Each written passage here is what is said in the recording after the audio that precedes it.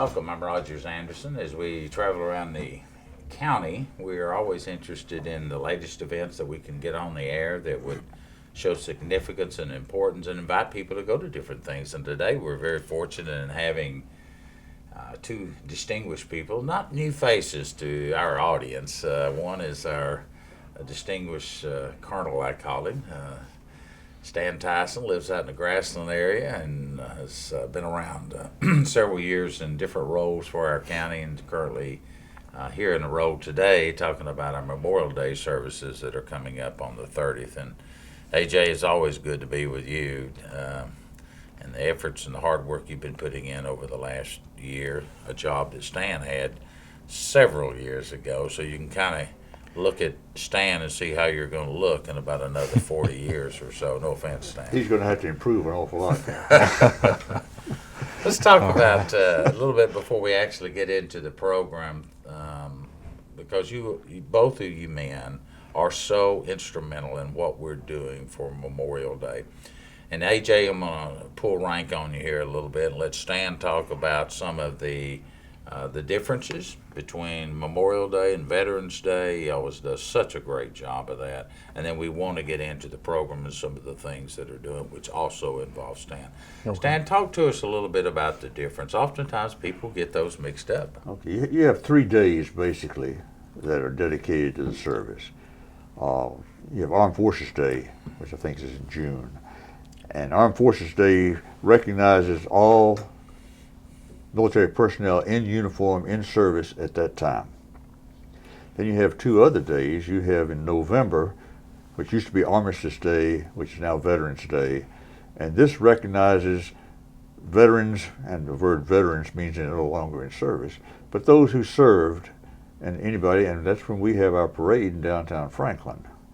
And then you have Memorial Day, and Memorial Day to me is the most significant day of all 3 of them, because this day was dedicated initially, back during the Civil War period, to recognize the soldiers that lost their lives during the Civil War, and people were invited to go to the cemeteries and decorate the days. It was called Remembrance Day, and that evolved over the years into a Memorial Day program which recognizes our killed in action. It also recognizes our missing in action. And we've sort of expanded it at our location. We include all veterans who have passed away. And if you want to get into the bricks and things now, we can. But what we do is we allow people who want to honor or remember a relative, maybe not for Williamson County, or a friend or schoolmate, or if they were in the service, one of their comrades who died while in military service, or who has died since then. You know, my great-grandfather was a chaplain in the Civil War, and he lived to be about almost 90 years old. Obviously, he'd gotten out of uniform. He went to Missouri and lived there. I have a brick there for him because he served. So we have, and AJ can give you numbers, but we have about 140 or 50 Revolutionary War veterans. Now, there wasn't a Tennessee in the Revolutionary War because we were still part of North Carolina, but those people came here after the war, settled here, and are buried here. And this acknowledges their participation in the Revolutionary War. And there are lots of people who can trace their lineage back through these people. And so we honor them.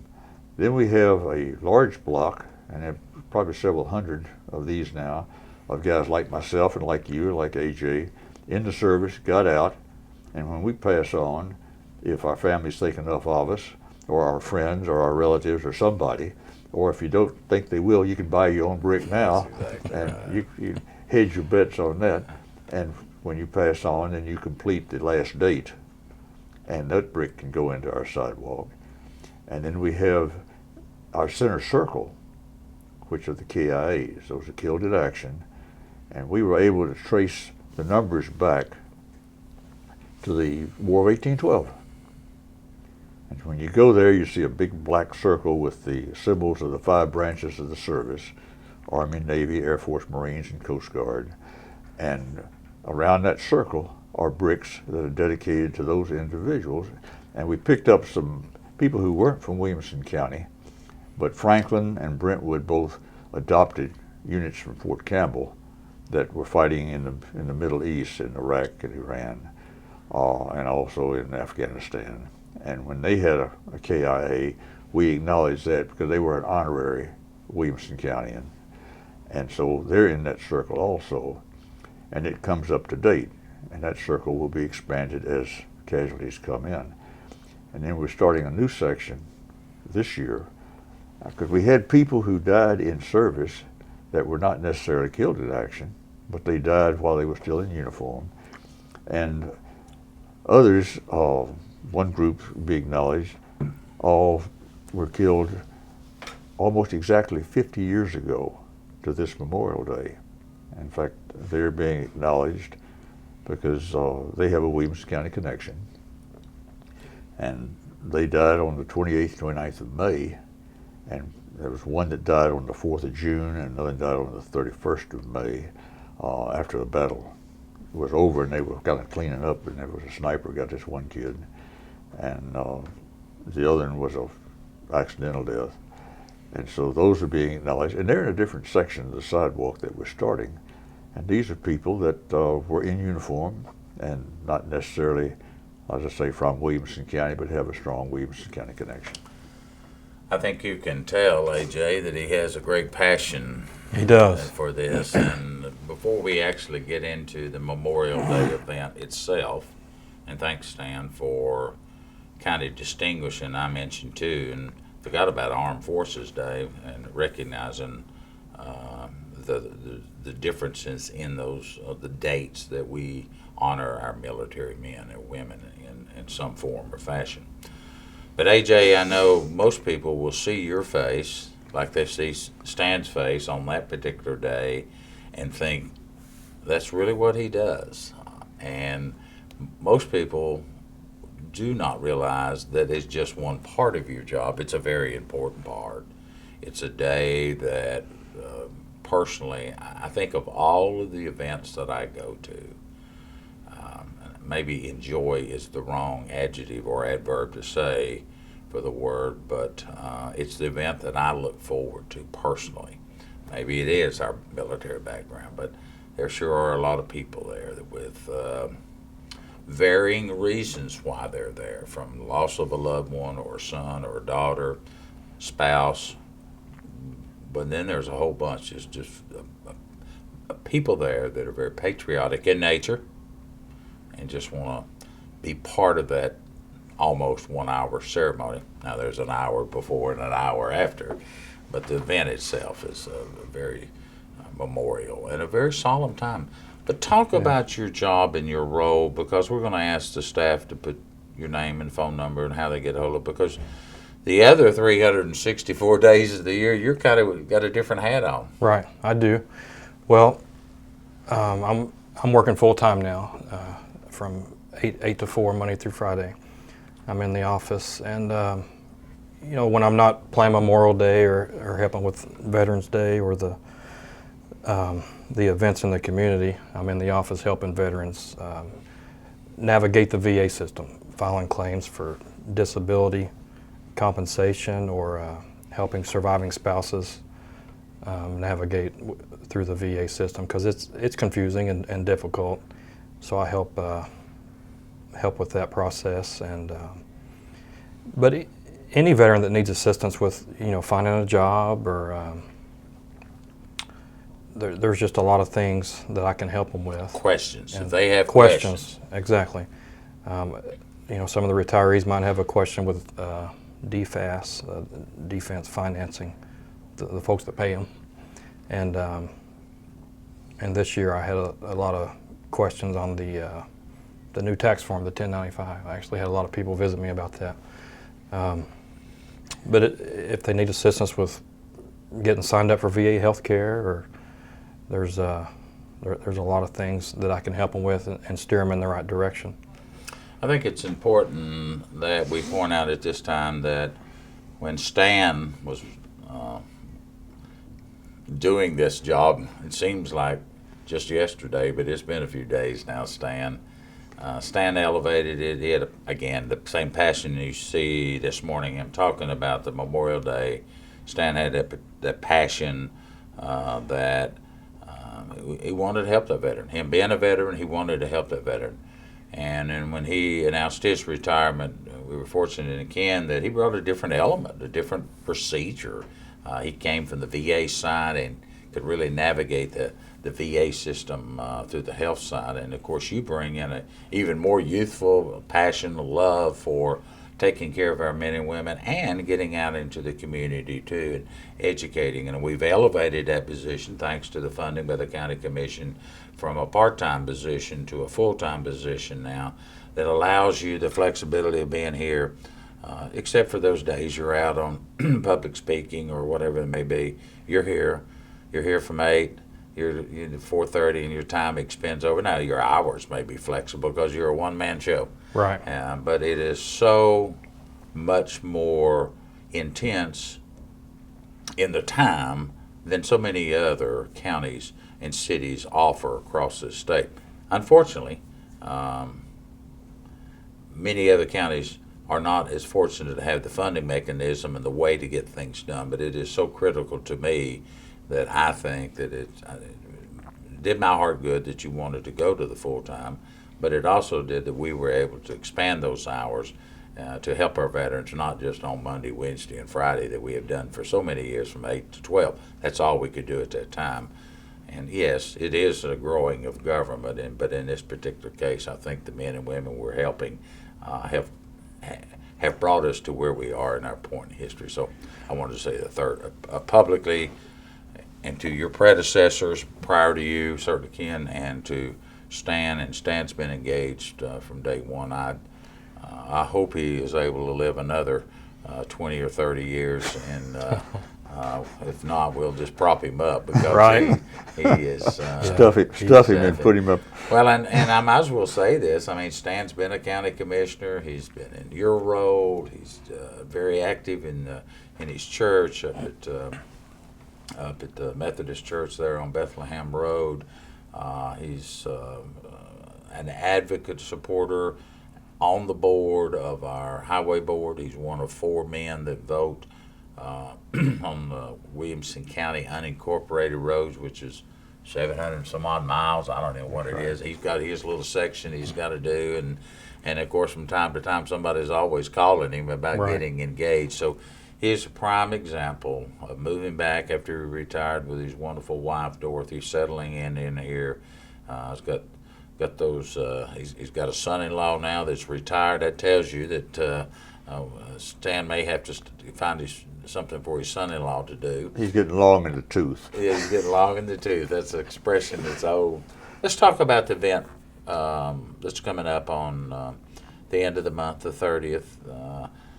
I want to say right out of the gate that if you are here in this county and you can make the trip and the journey down to 5 Points. Right. 5 Points been in the heart of downtown Franklin, right beside the Louise Lynch Archives building that's there that is just doing a wonderful job of getting the message out and our visitors. It just was pointed out to me this morning, we really don't have a name on it. Maybe we need to work on that a little bit. But the 30th is a time that we'll have some chairs set up. You can bring your own. I'm sure there'll be a little coffee there. Might even be a donut or two there. But come on out. I think you'd enjoy it. Talk about it. Okay. Well, I want to start by saying that we're going to have it rain or shine. Last year we had some bad weather, and I think there were some folks that were uncertain if we would still have it. But we will. We have a plan B of moving it into the Archives building. So it'll start at 10 o'clock on Memorial Day, which is May 30th, on Monday. And the Williamson County Community Band will be there, and they'll be playing some music probably 15 minutes before it starts. And then we'll have a bugler to play assembly, and we'll all get started. And it's a ceremony that's kind of similar to a military funeral, if you've ever been to one of those. It's kind of sad, but it'll be a great service with involvement from some soldiers from Fort Campbell. they'll have an honor guard that'll post the colors, and we'll also have a chaplain, and we'll have a flag folding ceremony. We'll have a firing detail and playing of taps, and then in between we'll dedicate the new pavers, and we've got quite a few this year. And also as Stand Mission, we have something special this year. Can we unveil what we're doing specially? Well, we're honoring being the 50th anniversary of some men that were with Colonel Tyson over Vietnam that lost their lives. The 35th Infantry was involved in a fight over on the Cambodian border, and it was a 2-day fight. One company went in, landed by helicopter in a clearing that was referred to as Landing Zone, or LZ 10 Alpha. Their job was to look around. We had heard through intelligence, special forces, and other sources that the North Vietnamese were in Cambodia, which we knew, and they were coming back out of Cambodia. And they had tried that back in November of '65. If you're familiar with the story, We Were Brothers, the Cav got into a big fight down in a place called the Ia Drang Valley, and with these same people, the 66th NVA Regiment, and whipped them up pretty well. And the NVA went back over into Cambodia to refit, and they came out again in May. And this company that sat down was from the 2nd Battalion, 35th Infantry, which was the same battalion I was in. And they sat down on top of this regiment and were immediately pinned to that LZ, and they couldn't move out. They were supposed to have patrolled back toward an artillery base, which was about 11 kilometers away, and they couldn't get off the LZ. And so it was decided that they would be reinforced. And I was the exec of the 2nd Battalion, 35th Infantry, and I went with the 2nd Company and take charge of the defense. And my job was to hold the LZ until we determined, one, what we were up against, and second, if we could do anything other than be in a defensive mode. So all that night we were busy, and the next morning we had a respite, probably about an hour and a half or 2 hours, as the regimental commander on the other side had already sent his people dispersed. They were heading towards some special forces camps, and their job was to take the city of Pleiku, which was a province headquarters. And so he had already sent his people out. So during the night, we could hear these North Vietnamese units coming back, because there'd be a resounding cheer go up over in the jungle, and you'd hear another cheer that would answer them. And you knew they had been reinforced. And to our advantage, he committed his people piecemeal. He didn't wait till he had everybody together, because from what we can figure, he had close to 2,000 people. And the companies that were in the ground were 262 people. And so rather than hit us with his full strength, he hit us with his people as they came in, and we were able to handle most of that for the next almost 48 hours. And the second day, they were able to bring a battalion in, and they reinforced and took over the battalion commander then took over as the command. And the people I was with from my battalion were evacuated out on the evening of the 29th and the morning of the 30th. So it's exactly 50 years. And we started that park back in 2005. Judy Hayes and Nancy Conway and myself were involved in the initial planning and layout of that park. And I thought, well, if I live this long, this would be a very appropriate thing to do. And I have. And I hope I've got at least another month. And so we're going to recognize the 18 young men that died in that LZ on the 28th and 29th, plus 2 more that died, one right before and one after. And we have one young man, I say young man, he died down in Murray County, and he died in '84, I believe it was, but he died of the wounds that he received in May of '66. So without an awful lot of comment about the fight and this sort of thing, because that's not what we're there for. Those names will be read, and I hope that AJ will let me also include their hometowns and their ages, because I think that's very significant, because people who were not around during the Vietnam War kind of lose the perspective that the military is a cross-section of the country. And these kids came from New York and Kentucky and Tennessee and Alabama and Georgia and places like one from Puerto Rico, and they were all the way across the country. And before that fight, and before they got in, they probably had never seen each other before, and most of the guys that left there probably would never see each other again. But for one period of time, they were a band of brothers.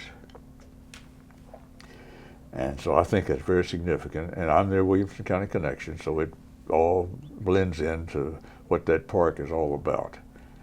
And so some of them, I know of probably at least 6 that are planning to come back who were there in the fight in recognition of people that they remember.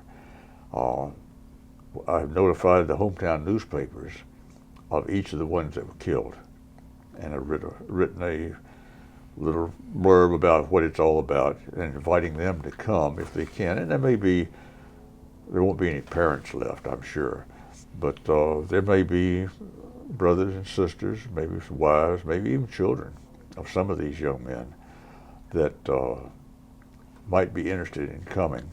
And it's not a reunion, it's a memorial service. And like AJ says, the names will be read off and then passed on. But what they'll find in our sidewalk is we've set aside a portion, and it worked out just right because there are 18 bricks across. I mean, it's 9 bricks across, so 2 rows of 9 would be 18. 17 were killed in the fight, and then 1 died later, so that's 18 total. But the center brick in the top row says LZ-10 Alpha, and the 2 units that were involved in it in Vietnam. And on the individual bricks, it shows that they were killed in action and the date they died. So those bricks are all in there, and they're outlined in a granite rectangle, which separates them, because all these guys died together. And they're being, I think it's kind of unique, they're all being brought back together for a second time. When you when you're talking, for us, you two made a career out of it. I didn't. But your mind has a way of going to hear you, but your mind also has a way of going back and thinking of your own individuals. And so I think that day is appropriate, first of all, 50th year of this particular event. The other one is, I think that there'll be many men that will reflect back in their military. All of us have those buried, sometimes deeper than we like to remember. Whether you're World War II and those men are slowly almost gone from our society today because of the time period. And the Korean men and women, they're getting fewer. And our Vietnam is kind of the highlight right now, but again, you're picking 50 years, and a young man that was approximately 20, they're hitting that 70-year-old range real quick. And so not too many more years can we do this. So I say all that to say thank you, not just for your service and the service of those men that I don't know, but thank you for doing that, because that is exactly what Memorial Day is all about. That one period of time, that one young man may have lost his life. And all of us do not know these men personally, but you do on this case, and it's important. So, yes, by all means. We got a couple of minutes left. We've spent nearly a half an hour with Stan and you, and I always enjoy it, but anything else that I've overlooked that you might want to disclose You did say it's rain or shine, and last year we did have to go in. Got it crowded, but got the job done, and I don't think anybody cared once No. we all got in there. Bring your kids. Please. The more kids, the better. Get the wipers. They're the ones that are going to carry on this. I feel like it's a duty we have for Memorial Day, so please Right. bring as many kids. The park is a symbol of something, and I think it helps us to remember people that we never knew that did something that we'll never quite understand and are no longer with us. Because every brick that's there can't be there unless the person whose name is on that brick has passed away. Some lived to a ripe old age. Some left rather violently. Some are probably still missing, that their families have put a brick down for them. But it's a way for the family or a friend to acknowledge an individual for something that most people will never understand or will never do. And they say only about 1% of our population has been in the military. I mean, you look, we got 320 million people in this country now. 1% is not very many. And they're carrying a tremendous load on their shoulders for the other 99%. Well, when you sit here and you think about Williamson County, and I'm talking about all points in it, it is the absolute fastest growing county in the state of Tennessee. That recent figures came out that it was, for this population base of approximately 205,000 people, the #1 new job area that people found jobs in across the United States. Now, you're not comparing up against Los Angeles and New York, you're comparing up against a community in Cool Springs, Brentwood, Franklin, Springfield, Thompson Station, Nolensville, and Fairview contributed to that, to the #1 spot in the nation. 49% of our people that live in Williamson County were not born in this state. Diversity. So it is a snapshot of time of those men and women that were from all over this country, that served in all of the wars we've ever done, that came together during that period of time for just that one, 48, 96, 120 hours. So it is appropriate for us to just stop a little bit, just for 1 hour, and say thank you to someone that you did not know. Rogers, we've got one Medal of Honor winner from this county, Yes, and he was born a slave. yes. So that's about as diverse as you can Yes, get. exactly. And doesn't that describe Williamson County? Yeah. And we've got the growth issues and the subdivision issues and all the funding issues. And the highways. And the highways. We could talk forever. My time's out, gentlemen. Stan, as always, thank you for what you mean to our community. AJ, you got some big shoulders to carry for many years I to do. go. Thank you both for being veterans. I'm Rogers Anderson. It's time to leave. See you around. Have a good day, and be there on the 30th.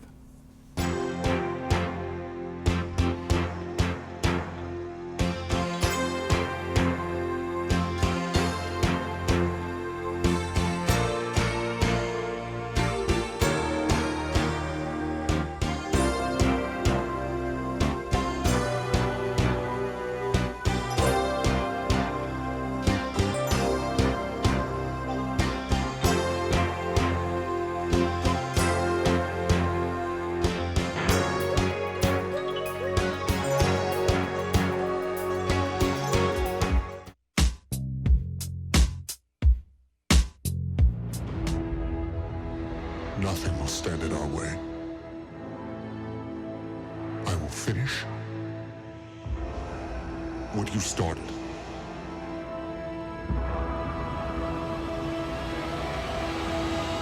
You know the library has a Star Wars club. Have you seen The Force Awakens? Come and chat about it and the other movies in the series.